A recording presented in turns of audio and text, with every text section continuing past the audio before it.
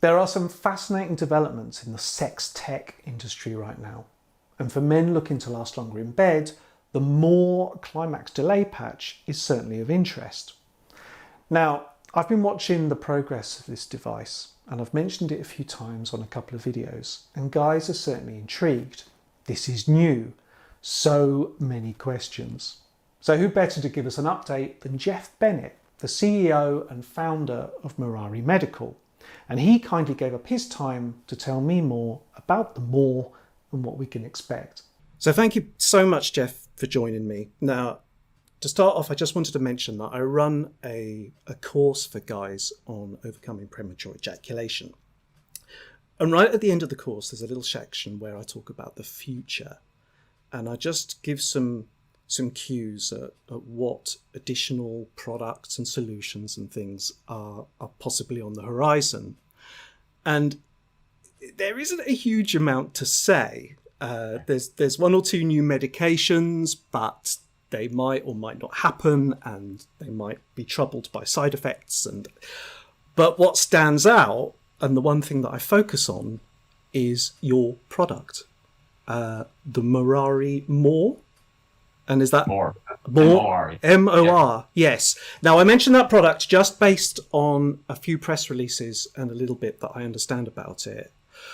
And I basically explain it as a patch, a small wearable device that guys can apply, wear sort of between their legs, in their perineum area, while they're having sex.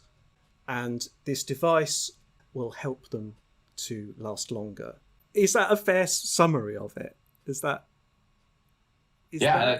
perfect summary of it. It's, first of all, the name of the product is MOR, M-O-R. And the reason we decided that is, who are we to decide what your MOR is? I don't know if you want more time. I don't know if you want more intensity in your ejaculation. I don't know if you want more communication with your partner. We're going to give you a product where you need to define your MOR. Because what we found in some of our early testings is not only can this patch delay an ejaculation, but it can intensify the ejaculation, like to intensity that guys haven't felt before. Wow. And we weren't looking for that. That happened to be just something we stumbled across. Wow. And after I experienced it and several others in the study did, I went to our medical advisor and said, does this make sense that we're hearing this feedback? And he said, well, actually, if you think about it from a physiology standpoint, yes, it makes sense, because if you place a patch closer towards the anus, that's where the prostate is. The prostate's surrounded by a bunch of smooth muscle. So in addition to getting a delay, you're causing more muscle contraction, which leads to this greater expulsion feeling. So that was a surprise. So that kind of led us to the MOR name. And why I tell that story is, again, I don't know what your MOR is. Do you want more time? Do you want more intensity? If this product, all it allows you to do between you and your partners, have a conversation about sexual health and wellness where you haven't had it before, great. That's a win from our perspective. Sure. But yeah, I mean, you described the product adequately. It's a wearable patch. It's placed in the perineum, which is the area between the scrotum and the anus. 23-year-old son likes to call it the gooch. I've heard the taint is another one. Yeah. A few years ago, we were at the Consumer Electronics Show, and one of the reporters there called it the taint Band-Aid. And while that sounds cool, and it kind of caught on from a PR perspective, I didn't like Band-Aid because what do you think of when you remove a Band-Aid? You think of pain. Yeah, and sure. we don't want that associated with it. Sure. So yeah, I mean, here's the patch. It's actually in the palm of my hand here. So I can move my hand around, and you can see that the material here is flexible and conformable. So this worn in the perineum, this area right here is up underneath the scrotum, and this is more towards the anus. If I take it off, what you'll see on the skin-facing side is these 4 electrodes. So what we're doing here is we're basically turning down the volume of nerve activity from the penis to the brain to delay an ejaculation. And this patch is single use only. You wear it after ejaculation, take it off, throw it away. And then the electronics are in an electronics module, which is real small. It just snaps into the patch, and it delivers the electronic energy. So that stays on during intercourse. Yeah. Doesn't interfere with intercourse because this is between the legs, and you got a little room there. Sure. But then after ejaculation occurred, you just take this off, and this would be cleaned and recharged. and this is taken and thrown away.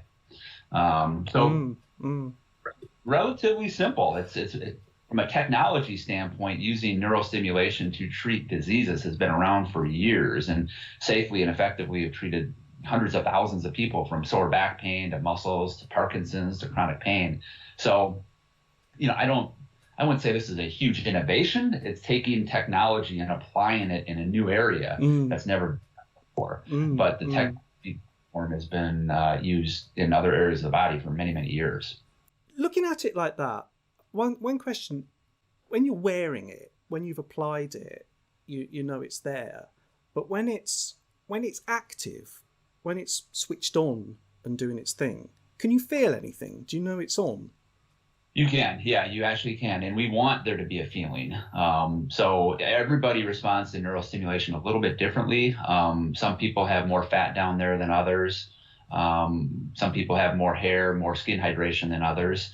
So everybody's a little bit different in terms of the neurostimulation. But when you turn up the energy, and what we recommend is turn it up to a point where you just start to feel it. And then at that point is when you want to engage in the intercourse or penetration. But then what actually happens is that it's called sensory adaptation, and this is a neurophysiology concept where nerves get exposed to something, whether it's hot water, air temperature, stimulation, it gradually adjusts and you can't feel it anymore. It's kind of like a hot shower. You jump into a hot shower right away. It's like, ow, that hurts. But if you gradually turn that up, so that's what's happening there. You feel it at the beginning, but then the actual sensations of intercourse kind of take over, and we want an ejaculation to occur. So we still want that sensation, which is maybe a little bit different than drug therapy or sprays or creams that you can apply on the penis, where it really dulls it up, where you really can't feel that. We still want that feeling. We just want to temporarily inhibit it. But yeah, it's not a shocking feeling. I shouldn't have said the word shock because I don't want the word shock used in Morari. You don't like that word? No, we don't like that word because we're not shocking anything. It's actually kind of a tingling, tickling feeling, which is pretty cool. And then how we have an app on a smartphone which allows the user to change the stimulation parameters. So again, we're all different in terms of how we respond to neurostimulation. But if you want more stimulation, you can adjust that with the app. And then if those settings work for you, you can save them as kind of a favorite that then you can open up and use next time. Because we realize that, during every intercourse session, it's not really going to be that cool to be able to have your phone there and like, hold on a second, I got to put this up here. But that exploratory phase, that fun phase, that's part of the education, the learning of this. Sure. Does it work independently from the app as well?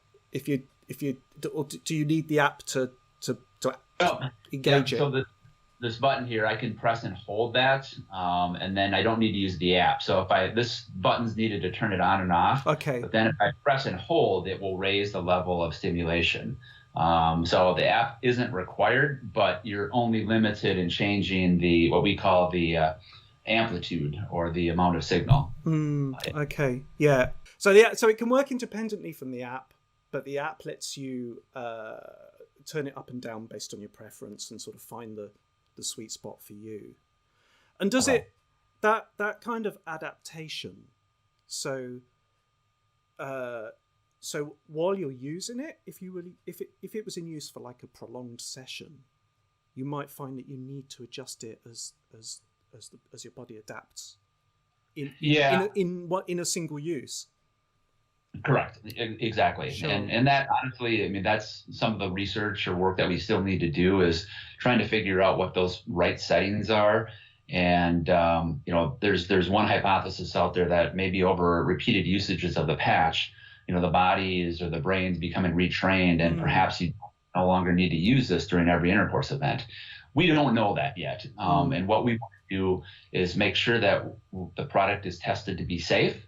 And then get the regulatory approval. So unfortunately, here in the United States, we need to get FDA clearance for the product, not in terms of efficacy, but just to make sure that it's safe. FDA wants to know that it's safe. There's work that we do that. But we've taken the position that once we've gotten that clearance that it's safe, we're going to go to market with it and let the market tell us and give us data on efficacy and how people are using it and what's the maximum stimulation, because we could spend years and hundreds of thousands of dollars, millions of dollars, doing the perfect studies to get the data. But let's just get something out there that we know works or safe, and then let the market use it. And it's similar to the vibrator market for females. I mean, it's a multi-billion-dollar industry. There's no data out there showing that there's any benefit to it, but we know, and females know, that it leads to more powerful orgasms, which leads to better, less stress and overall quality of life. So for us, kind of that's the approach that we're taking, is that you won't have to go to a doctor to get a prescription for this. It will be over the counter, or you can purchase it online. And that consumer focus, there's less of that need to have that efficacy data out there first. Sure. Again, we want the safety data for sure. Is that approval process, when it's a product that you don't swallow, you don't ingest, it doesn't go under the skin, it's kind of a topical thing, does that make the approval process a bit more straightforward? But I suppose at the same time, there's batteries and electronics involved. So Yeah, so there's the battery, the electronics, and the app. The FDA, the regulatory agencies want to make sure that the app is safe, that the information is not compromised if someone were to hack into that. So we do the studies and testing to show that. But yeah, we're not penetrating the skin. We're not. It's not implanted. So the FDA process is very straightforward. And we actually had a meeting with the FDA earlier this year to go through our testing plan and our intended use, and they agreed with it. So there's work to be done, because we have to test the battery, we have to do packaging tests, we have to do stability tests, we have to do biocompatibility tests, and all those type of things that we need to do. But it's work and effort, and right now we're in the stages of finalizing the design of this. And once we finalize the design, then it goes into roughly 3 months of testing to get the data that we need for regulatory agencies. Right. So we're hoping that about a year from now, we'll have all that done, we'll have the FDA clearance, and we'll have initial launch of the product. It sounds like in terms of on the scale of progress in getting this to market, what sort of percentage does it feel like that you're there? Is it because it sounds like it's been quite a long journey.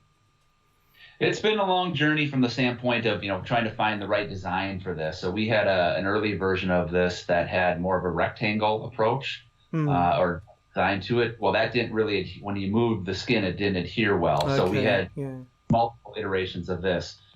This electronics unit took a while to get this design to be small enough where it could just simply clip into place.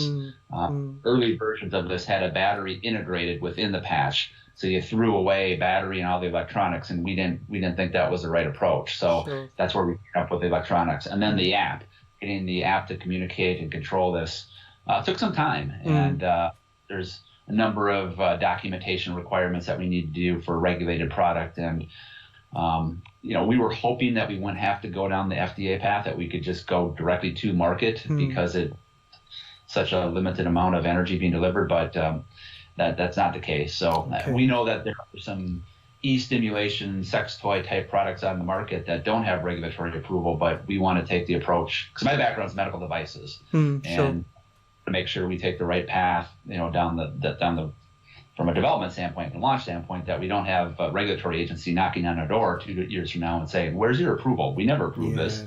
You're making these claims. Show us that data." So for the long term, it's a good effort up front, isn't it? Yeah. And on that front, on the application of it, are there any factors? I'm just curious, in like anatomical factors, like I don't know, but if guys have sort of thicker skin in the pelvis, or different body proportions, is it quite specific in the placement of it? Do you have to experiment a little bit? Does it have to be in a very precise position to sort of work optimally, or is it fairly, you can sort of put your hand down there and there it is?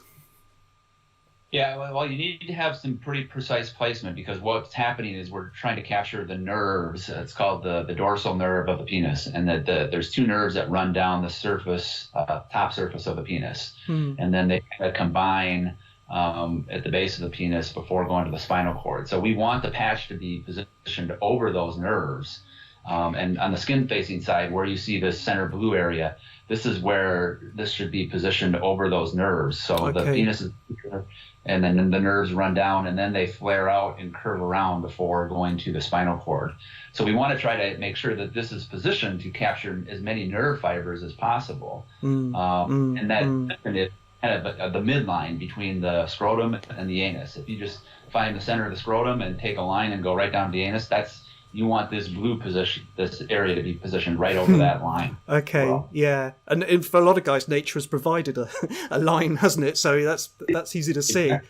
A urologist once went to great lengths to explain to me sort of some of the intricacies of how everything down there is wired up. And it's mind-bogglingly complicated and amazing, isn't it? The dorsal nerve and the pudendal nerve, but in a simplistic way, there's a communication between the brain, spinal cord, and the penis, the genital area, and you're finding kind of like the junction there in the perineum, almost like the junction of where these nerves come together, and the device is confusing them, messing with the signals.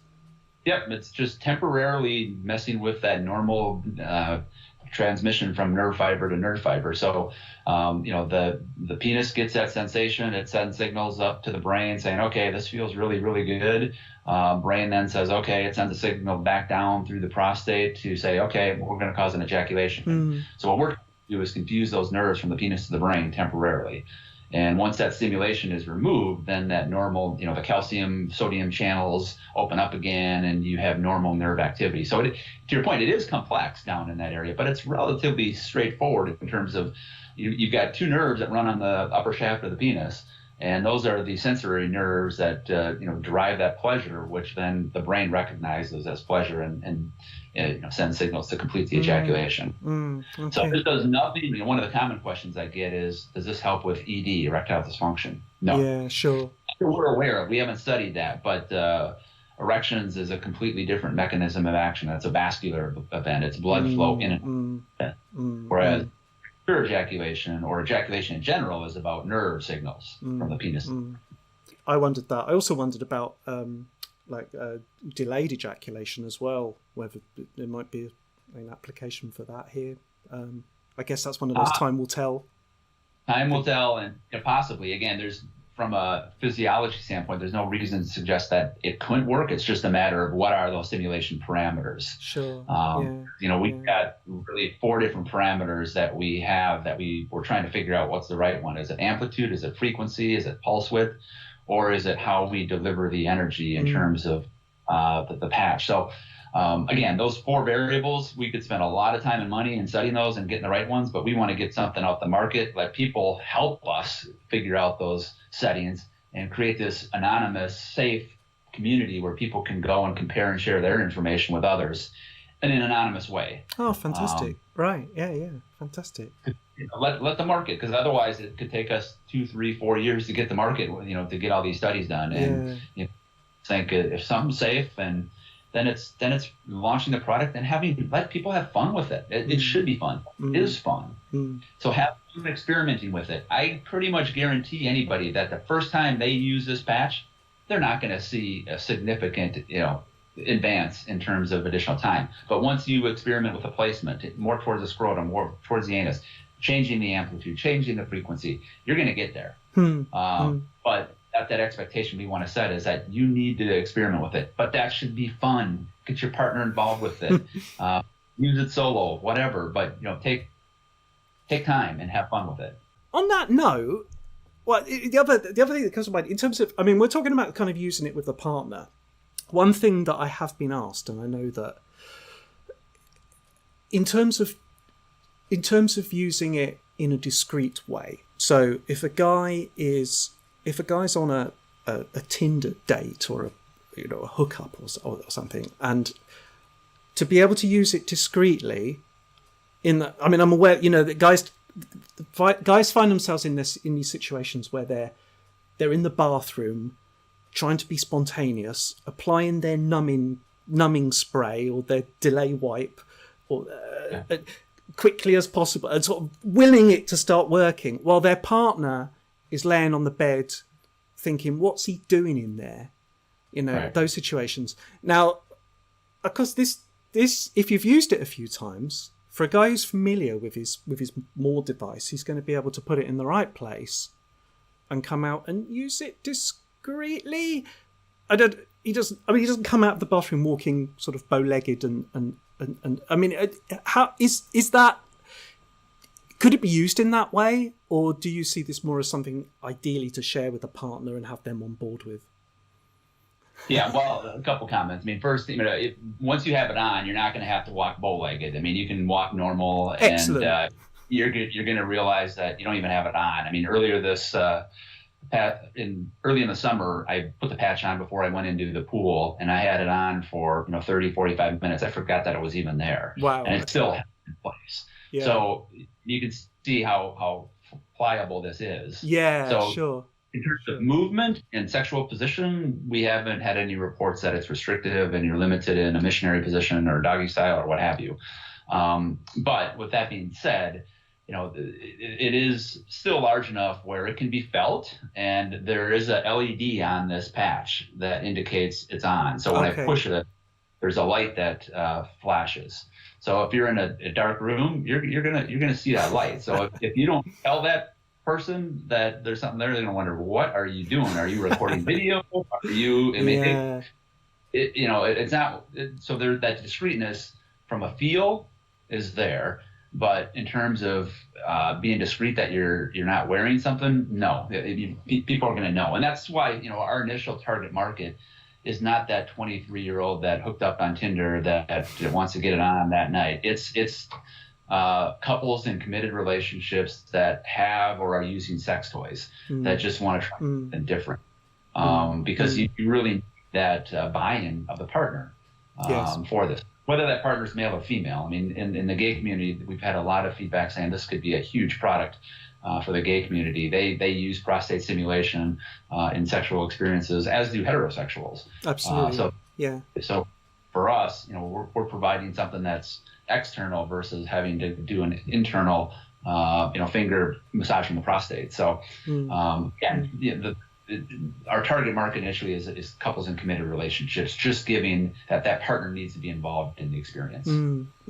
I work with guys on sort of developing relaxation and movement and sort of filling in some of the gaps in their sexual knowledge. And I always traditionally see some place for numbing creams and delay condoms and things like that as a bit of a prop in order to give guys that extra window of time to actually try and implement the things that they've been learning. Because otherwise they learn techniques and breathing and relaxation and things, but once intercourse begins, it all goes out the window because old conditioning kicks in. So anything that buys them a window of time to relax a bit, step outside of it a little bit and get experimental, it's of huge benefit. And that's where I would see it's interesting how you said there might even be potential for maybe repeated use of this device for a while. You may even find that some natural conditioning happens. Yeah, I know, absolutely. And I heard something over the weekend at this conference where they described, like, if you're going to run a marathon, you're not just going to go out on day one if you haven't done any training and be successful in running a marathon. It's going to take to get you to that point that you want to go. So, I mean, we're not going to try to suggest that you put this on the first time, you're going to last 10 minutes. You're going to go 15 minutes. No, you need to practice. You need to get comfortable with your own body and your own mind and, try to reduce that anxiety. Perhaps there's some training exercises involved in this that you could use, in a solo event. Just get comfortable with the settings and dial them in, and then bring your partner into it and then figure out what those are. So it's kind of it's a multi-phase process. And again, what we don't want to do is, suggest that slap this on and you're going to go forever. No. There's a process that you need to go through. We need to map that out. And part of that is, once we get to market, we'll work with our consumers and really see how did this work for you? How many times did you need to put it on? I mean, I can just speak for myself. I mean, I'm lasting longer now than before, and that's, repeated use. Now there's some bias in it, of course, but definitely say that it over time, it's helped me last longer. And even, without the patch, it's, I can last longer. So it's interesting. Interesting. And I guess some of that is because when we realize, our bodies can actually do this, an element of confidence builds, and we stop all the negative projection of, it's going to go wrong again. And so it's the old mind body holistic approach to this, isn't it? And I think this could be a real valuable part. And in a way, I mean, I say this jokingly, but part serious, in a way, be careful what you ask for, because sometimes it's been like, okay, can I ejaculate? Can we just get this over with now? Yeah. So it's one of those things where, for someone that experienced premature ejaculation, they've dealt with this in many cases their whole life, lifelong premature ejaculation. So, them lasting another 2-3 minutes, that's a long time for them, what they're used to. So, and what we want to do is take the time piece out of it, because time is so subjective. Everybody's going to react differently. It's more about satisfaction. Are you satisfying your partner? And if your partner is a female, if the expectation is you're going to cause her to orgasm because you're going to be able to last longer, that's probably not realistic, because 80% of women don't orgasm over penetration. Absolutely. It's about expectation management. It's about following a process and a program. And obviously you, with your experience, I'm sure you can appreciate that, but it's more than just put this on, go, you're going to last forever. You're going to get your partner to orgasm through penetration. No. If that's your expectation, don't buy the product. Yeah, absolutely. And it is a common expectation. I think, like you say, for guys who have kind of lifelong experienced premature ejaculation and have always been quite quick, and they watch porn, again, of course, they make an assumption that all I need to do is last that bit longer, and that's all that's required. And then when the techniques are working and they find that they are lasting longer, they're almost kind of like out of their depth. It's like, oh, I thought the orgasms were just going to happen now. It's learning what to actually do with that extra duration is another skill in itself, isn't it? Your messaging and the way you're promoting this is grounded in realism and realistic expectation. And I like how you're talking from personal experience as well. And I think, again, this is quite refreshing in this industry. I think this is it speaks good things for the success of this product. We've got to be realistic on this and be honest, with everybody. And, my background's in medical devices, and that's, you've got to, follow a process. You need to look at the biology, you need to look at the physiology and how things work, and make sure it's a quality product so that you don't run into any adverse events. And for us, this is a consumer-based launch, and what will really hurt the company and this product is negative reviews. We know we're always going to get negative reviews. It's just going to happen, right? There's going to be always a subset of people that are going to complain and make fun of whatever. So we realize we're going to have that, but how do we minimize that, and how do we manage that? And part of that is setting those expectations up front, right? I mean, here's the plan that you need to go down to. And again, if you're not willing to do that, then don't buy our product. This isn't the right product, because this is not a sex toy.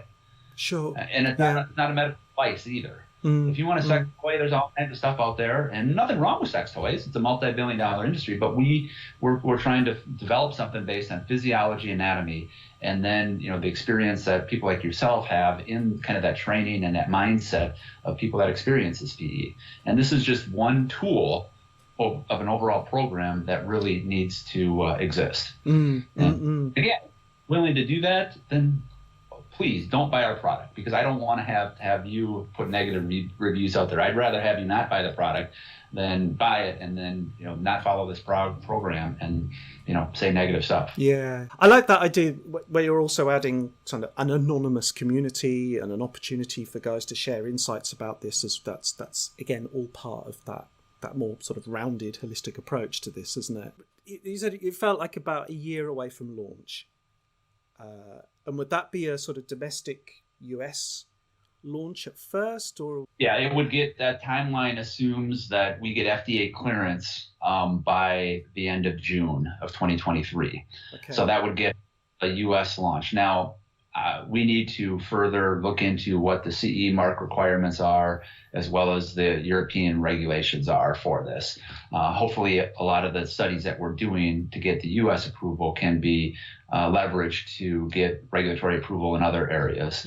So we recognize that Europe has been historically a lot more sex positive and inclusive than the U.S., but our first regulatory filing will be for the U.S. And then what geographies happen afterwards still needs to be determined. But what we do know is that every market, every region of the world, there's people are having sex, right? And this is an issue that affects everybody. It's not like erectile dysfunction where the older you get, the more likely you have it.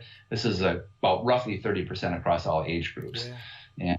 And my experience in the medical device industry, working in the urology space, is men in the Middle East, men in South America, men in Japan.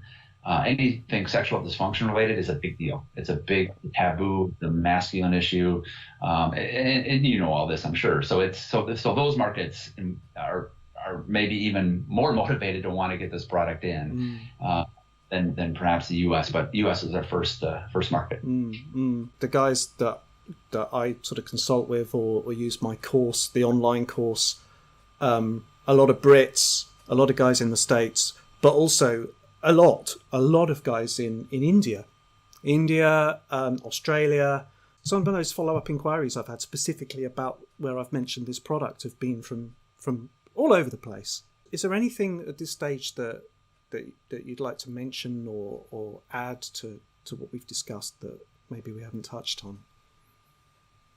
Yeah, I mean, I think, one of the things that I've found surprisingly, for me, it took a while to get the courage, honestly, to kind of step out and say, okay, this is what I want to do for my career, right? I mean, how do I, wife, my kids, my family, my coworkers, this is what I want to do, because I, like millions of men out there, didn't talk about my sexual health and wellness with others. My wife, yes, but that was limited.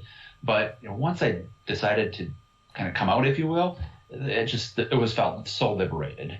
And, society, I think, is finally changing where conversation around sexual health and wellness are happening, which is great. So anybody listening to this, seeing this, have those conversations with your partner, have them with your friends, because one of the things you need to joke about it first. You got to joke about it. I've been made fun of on national TV here in the United States. Well, that's why we're kind of taking this branding approach of having these characters. I mean, this hair running once it gets done quickly, we're hold it back. Ready, set, slow. So you got to joke about it. But what you'll find is that once you open up and create that forum, people are willing to share so much information. So we just need everybody to be more open to sexual health and wellness. And that includes the investment community. I mean, we're right now in the process of raising $1.5 million to get to FDA clearance. But the venture capital community, for the most part, they're not interested in this space. They recognize it's a big market, sexual health and wellness, but in many cases they've got vice clause where they can't invest in gambling, tobacco, cannabis, or sex type products. Yeah, sure. In that area. So we're taking the approach of doing a crowdfunding raise where anybody can put in as minimum of $200 and help get us to that finishing point, and then they own shares in the company. They're a part owner of the company. So, it's a new kind of investment vehicle that's kind of caught on in some areas of the world. Again, crowdfunding. So, anybody out there listening that would want to participate in that, WeFunder is a campaign, and I can send you information about that. But it would be their opportunity to join us, and hopefully a big financial success in the future, but more importantly, get a product out there that can help millions and millions of couples worldwide. Having to get the message out, we have to be quite creative and take a light touch, both in terms of making that message and this information accessible to guys, and also getting around, like you say, some of the difficulties with social media channels and anything sex related is still infuriatingly difficult to get out there, despite the demand. And despite that, everybody, I mean, we wouldn't be here today if it wasn't for sex, and everybody does it, everybody loves it, everybody enjoys it, but nobody wants to talk about it. Well, let's open those communication, because I mean, I've been in the industry just a short time, and what I've been exposed, I'm like, I had no idea I had no idea the body works in this way. I had no idea that there were these resources. I had no idea that there's this much of an unmet. I mean, you think of disability, people out there that don't have function of their hands or fingers or arms. I mean, there's a big gap there in terms of sexual health and wellness. But there's companies out there working on sexual health and wellness products for disabled folks. Had no idea. Yeah. So there's just so much opportunity out there in this industry, and we just need people to embrace it, accept it, and be comfortable with it. Because if it wasn't for it, we wouldn't be here today. No, absolutely, and I will link to where I will link to your resource. I will certainly link to the funding opportunity. I think that's fantastic. What's the best place for guys who want to follow up, be kept in the loop? What's the best? Yeah, the best place would be to go to www.timeformore.com, Time for More, and there it's a simple landing page, and you've got the opportunity to sign up for company updates. So that's our primary way to get people to register and to receive product updates. So timeformore.com. Fantastic. I wish you well. I will watch this with great interest, and I think if this device works as well as anticipated, I think in due course you should probably come over to London and be knighted for your services to humanity, to mankind, or at least 30% of mankind and their partners, and the benefits for sexual well-being are massive, and all credit to you for stepping out there. Yeah, well, I appreciate it, and I mean, I'm looking more at, yes, there's a business side of things, as there is in everything, but for me, it's like I didn't realize it was that big of a problem. I had no idea 30% of guys suffer from it, and literally have pages of messages from men around the world saying, "Help me! I've heard about what you're doing. I've read about what you're doing. I'm going to lose my relationship with the girl of my dreams. I don't know." I mean, it's just these sad stories, and like, oh wow, there's opportunity to make a real difference here. So that's what keeps me going. I mean, there's ups and downs in every business, but when I look back at these testimonials that I get, it's like, okay, there's a big opportunity here, and it's ultimately about selling satisfaction. Yeah, that's what. Yeah, absolutely. What a fantastic aspiration. Thank you so much. Thank you for talking to me, and the very best. Keep me in the loop too. All right. Thank you. Cheers, Jeff. Thank you. Bye-bye. If you have any questions about premature ejaculation or sexual confidence in general, please feel free to get in touch. And my website is linked in the description below. And you'll find lots more advice in my Bang on Time self-help course, which teaches the essential skills for managing your sexual excitement and enjoying sex for longer. And there's a link to that in the description too, guaranteed. Also remember that I'm a therapist sharing my opinions and general advice, but this is no substitute for going to see your own GP or doctor. So if you have any concerns about health or your sexual health, you should go and get a medical checkup and take some advice. Thank you very much for watching.